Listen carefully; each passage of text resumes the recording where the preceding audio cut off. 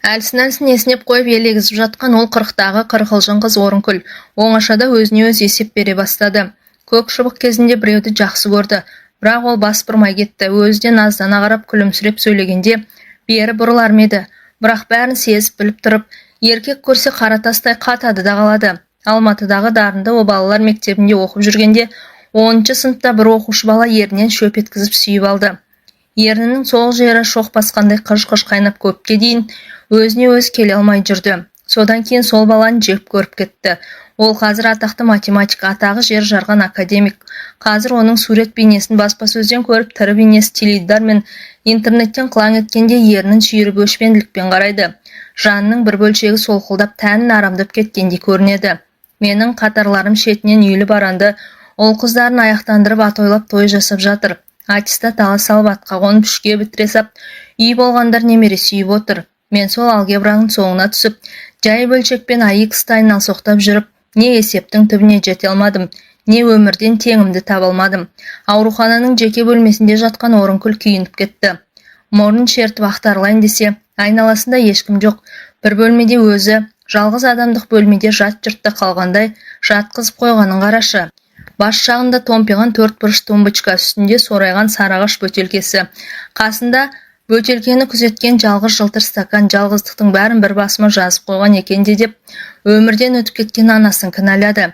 Шешесі қандай болса қызы да сондай. Шешесін көріп қызын ал дейді. Топырақ жамылғанына 10 жылдан асқан анасы өмір отбасы туралы сөз қозғап бір басыңды екі ұл деп айтпапты. Өзі 10 бала туған батыр ана. 10 баланы асырауда оңай деймісің? Тек сырқат жеңіп көз жұмардан бір апта бұрын басында күзетіп отырғанда сенің де арғың тартылуға таяу деп күбірлеп, ол кезде сыбай салтаң жүрісі өзіне ұнайтын, тіпті баласының боғына тайып жығылып жүрген құрбы құрдастарын көрсе жирене қарап, өзін солардан екелі болса да артық санайтын. Сөйтсем мен ақпай қалған арық секілді суға сусаған сорлы екенмін ғой деп жаны ауырып пышаққа түскенде ғана өзінің осы жүрісіне есеп бергендей болып елегізіп жатыр. Бала шағам болса қоңғырғатпай артынан ағылып келіп жатыр еді. Кезек басымда отырар еді. Пышаққа түскенше 10 күн дайындалды. Ең жақын деген 2 жеңгесі, олардың бала шағасы келді. Пышаққа түсіп ота жасағасын үлкен жеңгесі бір рет бой көрсетті. Содан кейін бір партада отырған сыныптасы келді. Онымен де шер тарқатып сырласқысы келіп еді. Кішкенемді балабақшадан, үлкенімді мектептен алуым керек деп, өпелектей ұшып қонып тез кетті. Ол айналасындағылардың бәрін кінәлай бастады. Әркім өзі үшін өмір сүреді екен ғой. Кешегі ха-ха-ха күлкі, оңашадағы құйқылжыған әңгіме, тыртыңдап билеген көңілді кештердің бәрі қол бостағы қимыл құбылыс екен. Отау тігіп от жаққасын әркім өзінше шығарды, жаны бөлек.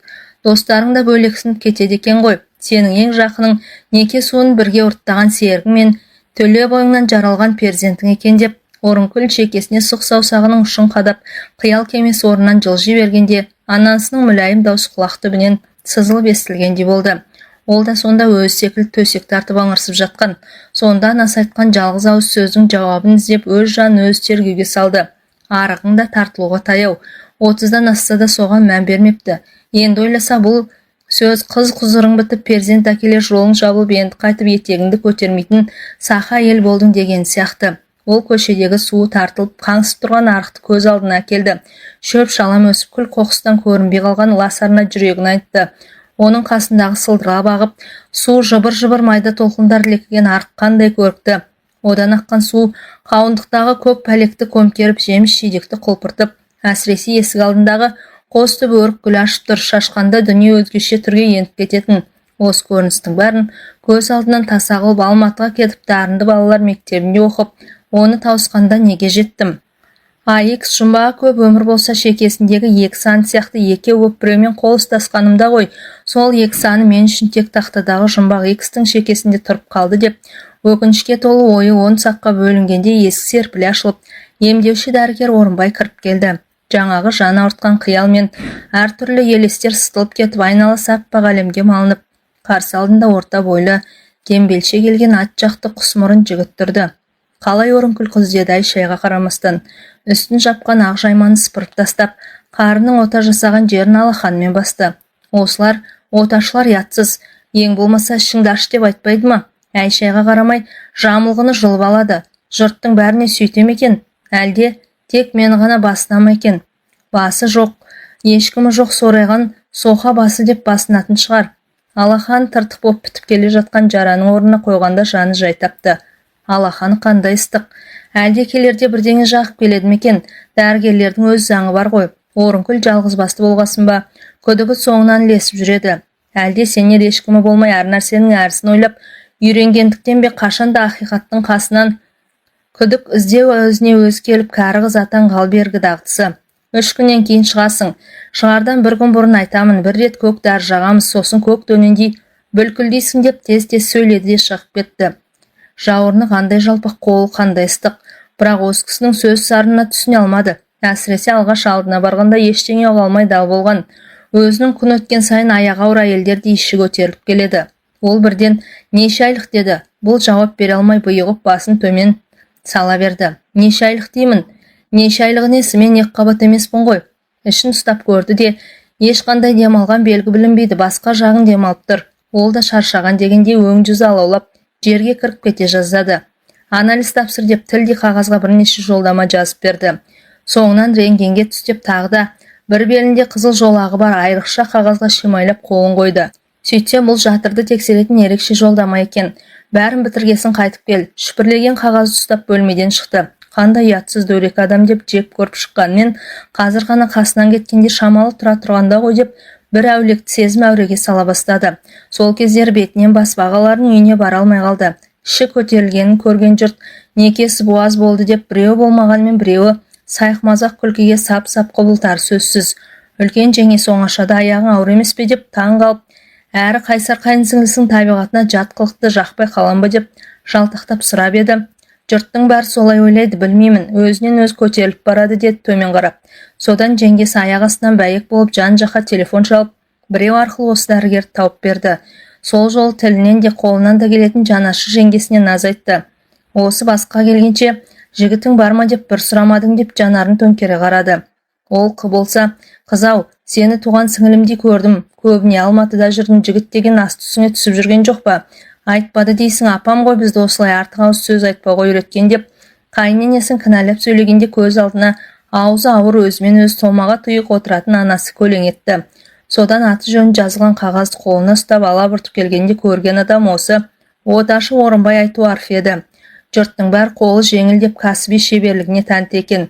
Тіпті ауруханада жатып 10 күнде байқағаны осыдан төмен етектілердің бәрі оны көрсе басын иіп бәйек болып қалады. Ақ желең жамылған кәсіби дәрігердің инесінен денені қадап дәрі қылаған медбикелердің де бұл дегенде ерекше бір ынтық сезіммен елпелектеп қалады. Тіпті еден жуушы ең төменгі қызметкерлер де қарап жүрмей қызыл ерін жыбырлатып іштей қызыққан көңілдерін білдіріп жүреді.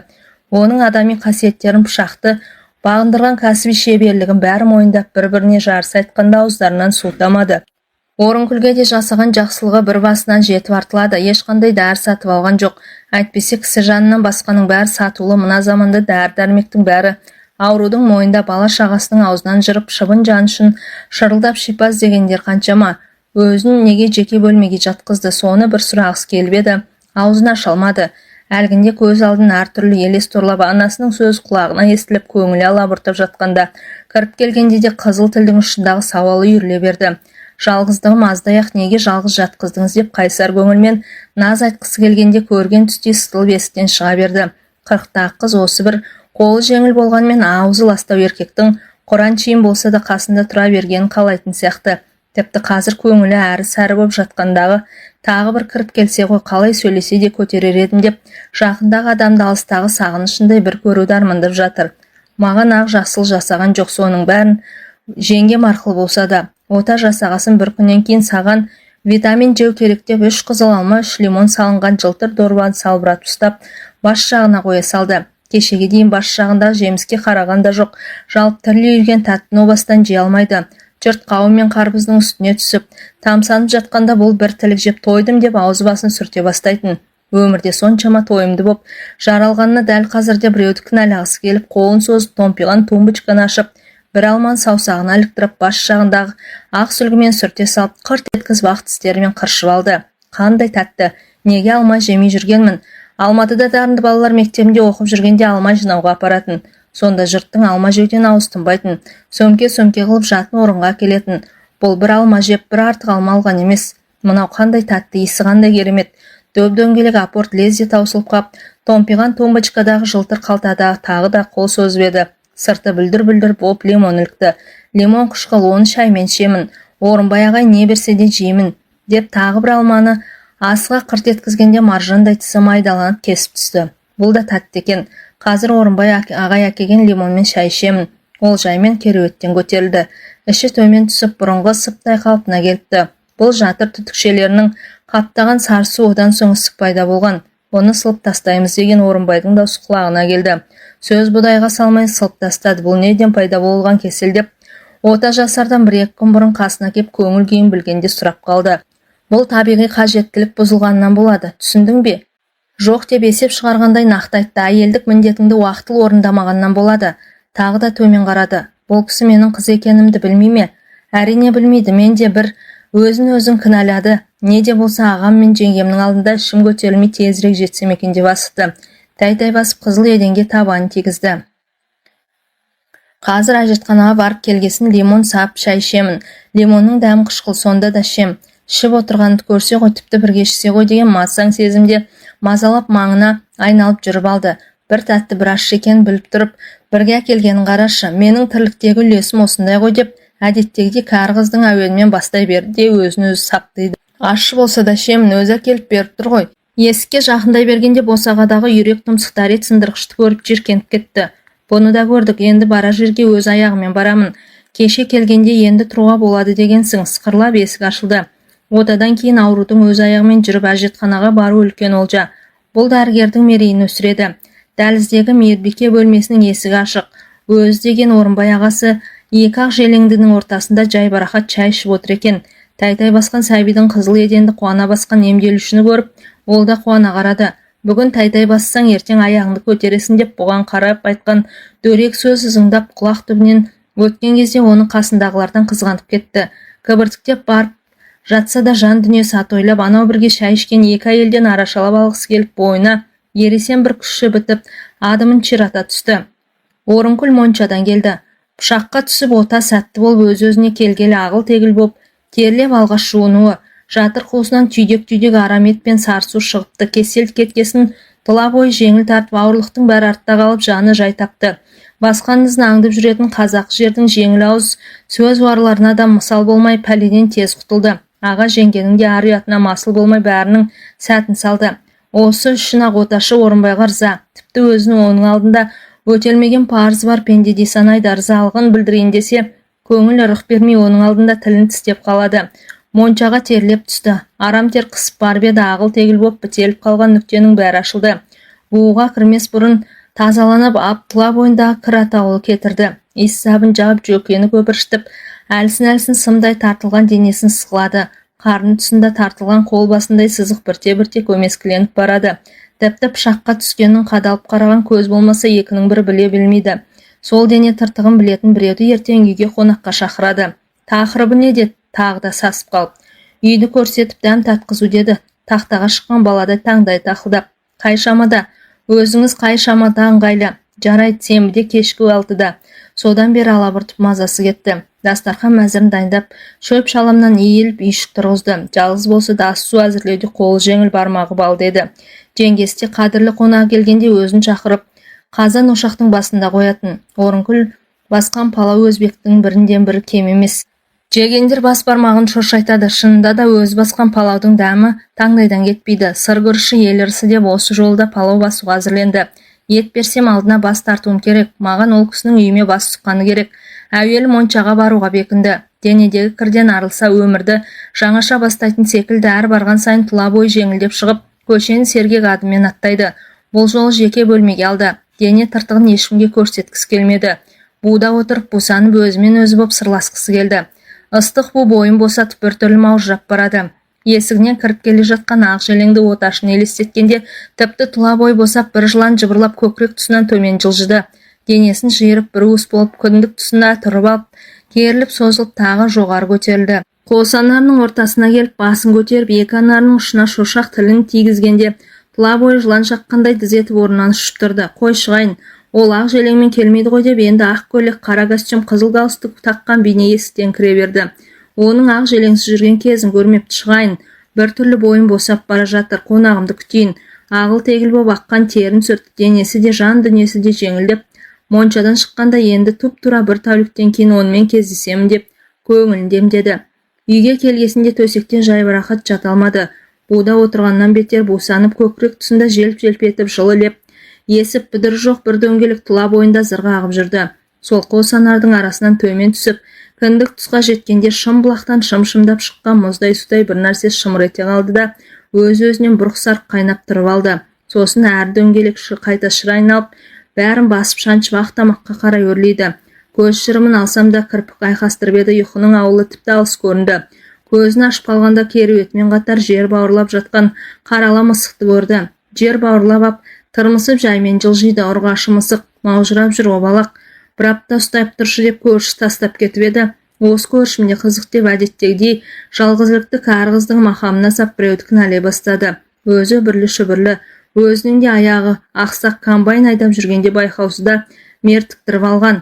Өзінің 8 баласы бар, қыдырудан қолы тимейді, ақсақ болса да менен бақты деп бір қойды да жер бауырлап тырмысқан мысықты аяп кетті. Жанын қоярға жер таппай жүр ғой сорлы. Бір аптада келемін деп еді, бір басында бірнеше үйі бар. Осы үйді де ардагер ретінде атын атап тұрып әкімшілік берген. Қыздары кезек тұрады, көбіне бос. Мына мысыққа обал, бұны неге ауылға апарып тастамайды екен, келгесін айтайыншы деп бір ой төбе құйқасын тағы да шым еткізді. Тышқан ауласын деп тастап кеткем деп ашық көңіл әйелдің нақты жауабы құлақ түбінен саңқ етіп ойының быт-шытын шығарды. Ақсақ болса да сол менен бақытты. Лездеде келген тағы бір тосын ой көңілін қаяумен 62 тамыр тырналаған тікен суырып алды. Ертең оташы Орынбай Айтуаровпен кездесем. Ол менің үйіме келеді деп өзіне өз төмен етектілердің ішіндегі ең ілкімдісін санады. Бойында бір шаттылықпен ұшып тұрды да, ас үйге кіріп сәбіз аршуға кірісті. Өп-шүкір, қоңырқай сәбізді пышақпен қырып жұмырлап жалаңаштап отырып, бұл дүниеде дегенде болған біреу болса мен шығармын деп өзін өз көкке алып ұшты. Оның келуіне бір тәуліктен де аз уақыт қалыпты. Есіктен кіріп келе жатқанда қалай қарсы алар екенмін деп бір ой санасына тақ еткенде сабы жуан шүкір пышақ қолынан түсіп, резеңке еденге кірш етіп қадалды. Қызыл сәбізді алақанына қысып ұстап тұрған Орынкүл, мен осы қайда тұрмын деп қобалжыған көңілін басу үшін бір жұтым суды сіміріп салып теңселіп тұрған пышақты жұлып алып, жалт етіп сыртқы есікке жақа қарады. Қона жатуға бола ма дегенде Орынкүл сасып қалды. Қонақпен қосылып ішкен 100 грамм коньяк тұла бойын арлы-берлі жүгіріп жүрегі қатты дүрсілдей бастады. Алмас қылыштың үстінде отырғанда ойымды қалай дөп бастыңыз деп көзін төңкеріп бір қарағанда, енді бір 100 граммнан алып қояйық, сосын төсек сал деді қонағы. Орынкүл қонаға құйған коньякты жартылай ішті де, асып-сасып рюмкені қойғанда оны су толы маңға сұйық жермен соғыстырып алды. Бұл кісі мені қыз емес деп отыр ғой. Мен қызбын, 40-қа келсем де қызбын деп қызу көңілмен іштей қайталап, ыдыс аяқты жинауға кірісті. Қонағы балконда тұрып түнгі аланың азғырлы желін жұтты. Төсекті салып болып диванда отырған қонағының қасына келіп, дайын деді, берілген тапсырманы тап жинақтай орындап, жақсы сөз күткен оқушыда емексіп, бұл оның бала күннен бергі дағдысы. Сен өте оқыпты әйелсің, оқыпты есепшісің деді. Қолын созып, өзіне қарай тартып, иықтасып отырғаннан кейін, неге осы кезге дейін бас есепші болмай жүрсің? Әйелсің деген сөз тағы да шанчудай қадалды. Мен қызбын, 40-қа келсем де қызбын деп ішінен әлденеше рет қайталады да, сауалына қызу көңілмен жұлқына жауап берді. Бас есепшілікті қайтем, ол қай басыма керек? Физмат мектебін 5-ке институтты қызылға бітіргенде жетпегенім бас есепшілік пе? Кімді асырай алмай жүрмін? Таусылма, пессимист болма деді ол, қараңғы бөлмеге қарай жеңінен тартып. Қыз ілесе берді. Қорқып тұрсың ба? Не болды сонша? Еркек көрмегендей. Ол дір-дір еткен бәденді қыздың шашын сипады. Орынбай аға, мен 40-қа келсем де қызбын. Ертек айтпаңдар шосы. Біздегілерде шетінен ертекші дегенде, көз алдын ауруханадағы ақ желеңді үлкен кіші әйелдер кескесте бергенде жан дүниесін біз сұғып алғандай шым ете қалды. Іле-шала қыздың жан даусы шықты. Тәні ауырғанмен жаны рахат тілеп жатыр. Пышаққа да түсті, ақыры сәтті болды. Енді соның бәрін артта қалдырып, жаны жай тауып дүниеге тоят сезіммен қарасам дегенде іңкәрлік бар. Арығың әлі тартылмаған екен, 40-қа келсең де. Осы сөзді екінші рет естіп отыр. Алғаш анасының аузынан шыққанда таң қалып еді, енді қайдағы бір еркек түн жамылып тұрып тағы да айтты. Ол жуынуға кеткенде Орынкүл әлі толық жиналмаған дастарханнан 100 грамм коньякты сіміріп салып жылдан басып келіп, Менің жаным сізбен болған қалайды деп, ебелек қағып қараңғы бөлмеге ербең етті. Етегі лас кездері әйел еркекке өтініш айтпайды, кел, сонда да деп жеркене сөйлегендей болды. Қыз дәуірмен қош айтысқан қолындағы дауыс құраққа шықты. 40-қа келгенде естілген жан даусына біреудің пердесін өз қолымен ашқан пенде де сене алмай тұр. Жан дауыс шығып аңырсып, ыңыранып жатқан әйел түсініксіз бір сөз естіді. Менің моншағым қалай екен деді. Ол бұл сөзді ана тілінде айтпады. Ұлтаралық тілде кәсіби сөз қолданды. Әйел түкке түсінбеді. Еркек шыр еткізіп шамды жаққанда дене мүшесінде дөңгелене жабысып тұрған жып-жылтыр темір моншақтарды көрді. Осы үшін-ақ бәрің соңымнан қалмайсыңдар, сен де кірің жоқ кезде шақыруың керек еді, асығыстық істедің. Кеше ғана моншаға түскем, сіз маған сенбейсіз бе деп көбірлеп денесін қозғалта алмай жатты. Ертек айтатын жас емессің. Менің моншағым жас, кәрі деп таңдамайды дегенде денесіндегі дөңгеленіп тұрған темір моншақтар өзінің мөлтілдеген көз жасындай көрініп кетті. Ол су сарылдатып жуынды да қоштаспастан сыртқы есікті ашты. Үй жайы бар ғой, тезірек жетсін деп төсектен тұра алмай жатып, оташыны содан кейін көрген жоқ. 2 рет тән жараласа да, дәл осы адамдай жанын жанатқа бөлеген тірі жанды таба алмады. Тек 40-та куә болған құбылысына сене алмай кеткеніне шашиды. Сарымайдай сақтаған қазынам шынымен көз алда болғаныма деп өкінеді де. Иненің орны жазылғасын тағы бір еліп болған істің бәрін аңыздай қылып айтып берсем деп, үй іргесіндегі адамды алыста жүрген жолаушыдай аңсап ақырды. Кабельді теледидардан Ресей жақта тәніне моншақ таққан біреудің қыз зорлап ұсталғанын көріп қалды. Оны ешқандай ұрғашқа да, қиянатқа да қия алмады. Сырттай иемденіп жүріп көрінгеннен қызғанатынын қайтеді.